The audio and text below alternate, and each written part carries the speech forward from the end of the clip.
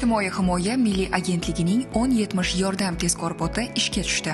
Endi muhim ijtimoiy xizmatlar, murojaatlar va ma'lumotlar barchasi bitta mini ilovada. Platformadan foydalanish uchun Telegram ijtimoiy tarmog'ining qidiruv qismiga IXMA 1070 bot deb yozing va start tugmasini bosing. Mini ilovani ochganingizda asosiy menyuda 4 ta bo'lim mavjud.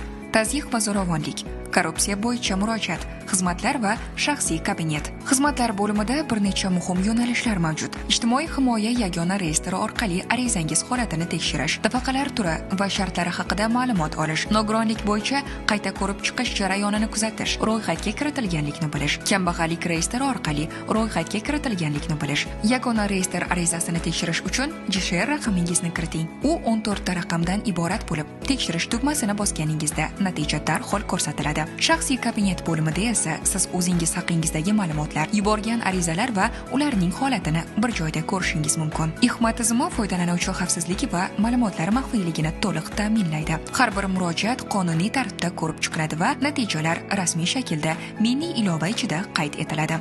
IXMA 1070 ijtimoiy himoya xizmatlari sizga yanada yaqin.